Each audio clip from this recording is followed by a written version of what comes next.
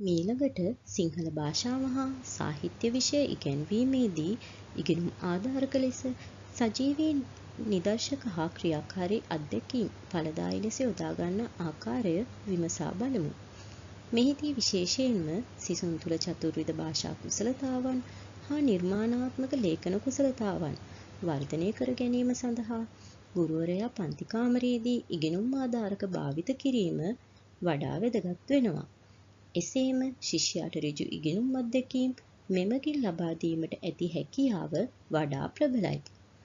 සජීවී නිදර්ශක ඉගෙනුම් ආධාරක භාවිතයේදී පාඩම හා සම්බන්ධ සැබෑ ද්‍රව්‍යයක් හෝ සැබෑ සිද්ධිවල කොටසක් හෝ නියතියක් ගෙනවිත් සාමාන්‍ය හෝ එළිමහන් පන්ති කාමරයේදී සිසුන්ට පෙන්වීමේ හැකියාව පවතිනවා.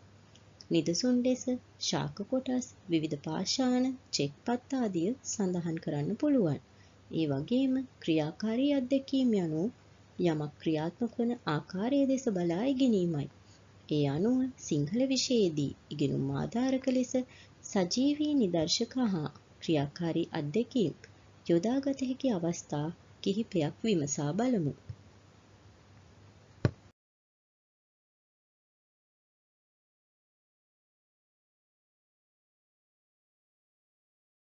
නිදසුනක් ලෙස 6 ශ්‍රේණිය සිංහල පෙළ පොතේ ඇති ඇවිදින කොළයා පාඩමට ඉතා හොඳ ප්‍රවේශයක් ලෙස පරිසරය තුලින් සොයාගත හැකි කුඩා කෘමි සතෙකු පන්ති කාමරයේදී සිසුන්ට පෙන්වීමට පුළුවන්.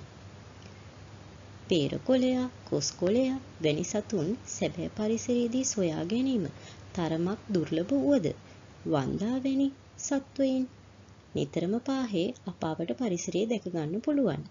ඒ නිසා මෙවැනි ආධාරකයක් මගින් සිසුන් පාඩමට පහසුවෙන් පොළඹවා ගැනීමට ගුරුවරයාට හැකියාව ලැබෙනවා.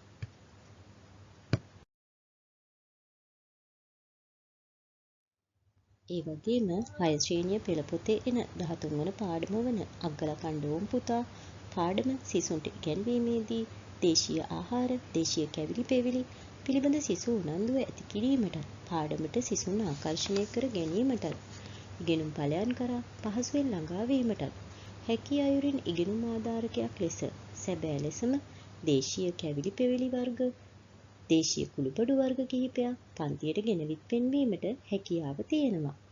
එසේම අග්ගලා වැනි පහසුවෙන් සකසාගත හැකි ආහාරයක් පන්තියේදී සෑදීම මගින්ද සිසුන්ට බොහෝ දේ ඉගෙනගත හැකියි. ආහාර සෑදීමේදී සැලකිලිමත් විය යුතු කරුණු මෙන්ම පියවර අනුපිළිවෙලින් ආහාර සැකසිය යුතු බවද ඔවුන් එමගින් අවධාරණය කර ගන්නවා. ඒ වගේම 6-11 ශ්‍රේණි සෑම සිංහල පෙළ පොතකම පාහේ වේදිකා නාට්‍ය පිටපතක් හා සම්බන්ධ පාඩමක් ඇති බැවින් හැකි හැම අවස්ථාවකදීම සිසුන් කණ්ඩායම් වශයෙන් රැගෙන ගොස් හෝ පාසලට ගෙනවිත් හෝ සැබෑ වේදිකා නාට්‍යයක් නැරඹීමට සිසුන්ට අවස්ථාව ලබා දිය හැකියි. එහිදී සතර අභිනයන්, ඒ වගේම සබකෝලයෙන් තොරව රංගනයේ යෙදීම, දෙපස් උච්චාරණය යනාදී බොහෝ දේ සිසුන්ට ඉගෙන ගැනීමට අවකාශ ලැබෙනවා.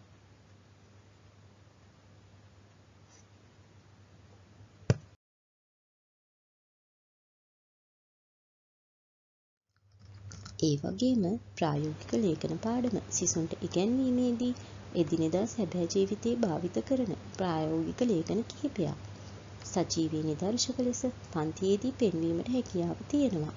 එහිදී සැබෑ රාජකාරී ලිපියක්, බැංකු තැන්පතු පතක්, ටෙලිමේල් පතක් නිදසුන් ලෙස සඳහන් කරන්න පුළුවන්. ඒ වගේම ගී රස වින්දන වැඩසටහන් සංවිධානය කර සිසුන් ඒ සඳහා සම්බන්ධ කිරීමෙන් සජීවීව එවැනි වැඩසටහන් ක්‍රියාත්මක වන ආකාරය දැක බලා ගැනීමටත් එමගින් විෂය සමගාමීව සිදු කෙරෙන සිංහල සාහිත්‍ය සමිතිය සඳහා යම් නව පන්නරයක් ලබා ගැනීමටද හැකියාව ලැබෙනවා. ඒ වගේම ශේෂ්ත්‍ර චාරිකා හා සම්බන්ධ වෙමින් සොබාදහම, මුහුද, ගෙමි පරිසරය සැබෑ ලෙසම ක්‍රියාත්මක වන ආකාරය හා එහි ස්වරූපයන් දැකීමෙන් සිසුන්ගේ නිර්මාණශීලී ලේඛන කුසලතාවන් වර්ධනය කර ගැනීමට හැකියාව ලැබෙනවා.